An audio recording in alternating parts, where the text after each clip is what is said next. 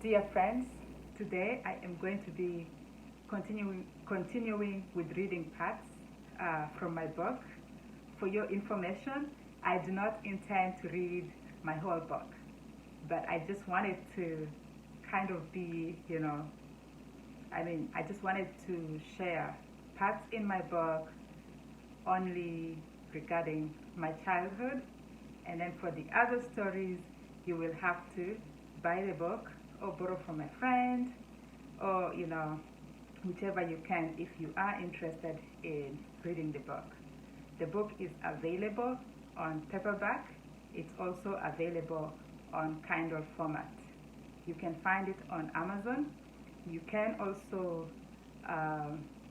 find it in Barnes and Noble bookstore or other bookstores in the US, maybe in UK, Canada.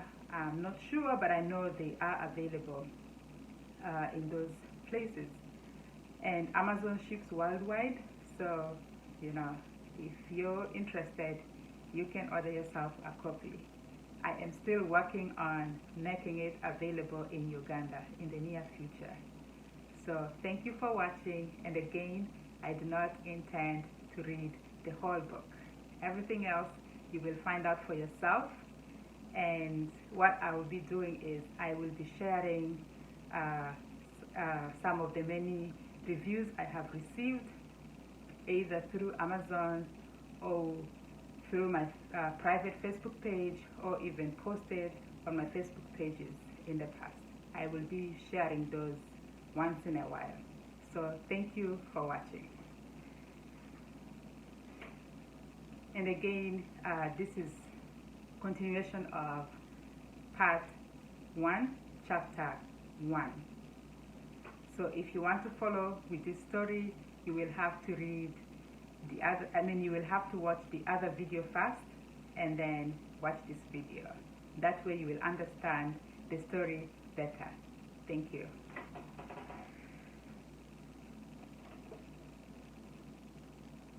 Continuation of chapter 1, my childhood.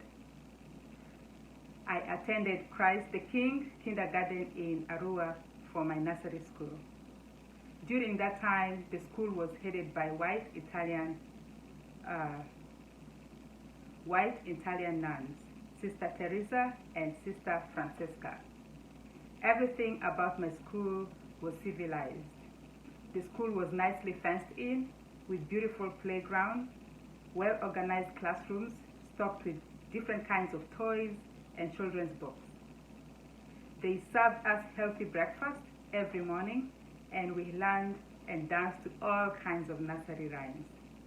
After completing 3 years of nursery school, I joined Arua Hill Primary School to begin my primary education. I was about 5 years old in 1986 when the current government of Uganda overthrew the then government of the country. The rumor of the war spread quickly, and most of the people in my hometown fled to the neighboring Democratic Republic of Congo. My father decided to take his whole family to hide in his farm several miles away, past hills and heavily wooded lands. The farm was heavily surrounded by woods, which he probably thought would provide a safe place. Like the scene in the movie The Sound of Music, when Captain Von Trapp fled with his family from Austria. I remember being tied on a bicycle carrier with my stepbrother of about the same age, and pushed for miles by my father and another relative whom I do not remember now. I remember them carrying us over their shoulders to cross a river that ran chest high.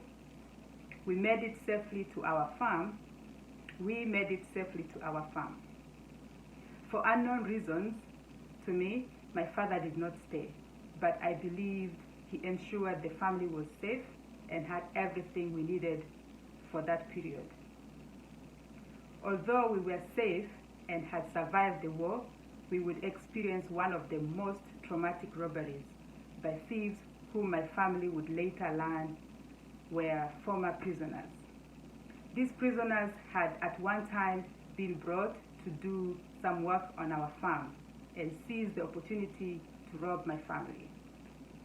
I was so young, but I can still remember that night. My family had just gone to bed. I shared my mom's bedroom with her and her toddler child. We slept on a mattress that was laid on the floor. My stepmother also shared her room with her 2 young children. We had just gone to bed when our 2 dogs started barking continuously. We then heard footsteps, a loud knock, and voices of strangers speaking in Swahili. These robbers had guns and knives. They shot the dogs dead and kicked our main door open. The main house we lived in was built of mud and reeds, but had a roof made of iron. The doors were not strong enough even when locked. My father had his own room that was kept locked because he was not around, and my older brothers and cousins shared a room of their own. After killing the dogs, the robbers got loud and demanded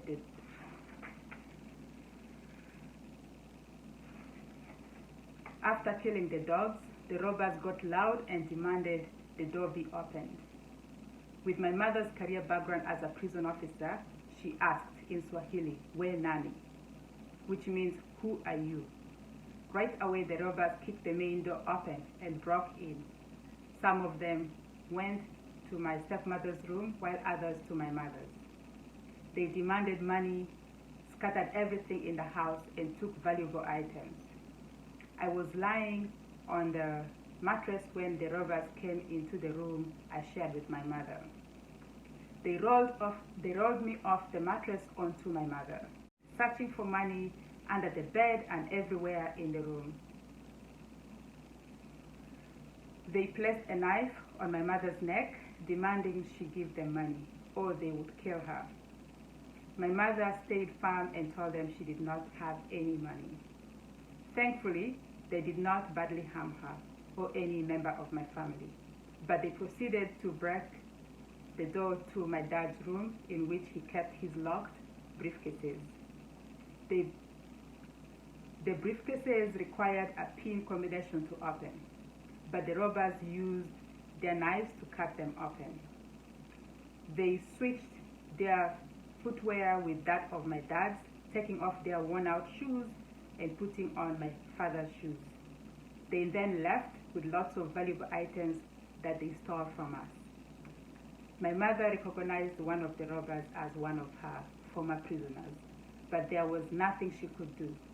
The robbers stole so much stuff that they ended up dropping some on their way out. My family believed that if my father had been around during this robbery, he could have gotten killed. After this incident, my family decided to move back home in the village. The war that had sent many into exile had come to an end, and life finally normalized. So in my next video, I will be continuing with Chapter 1, My Childhood, Episode 3.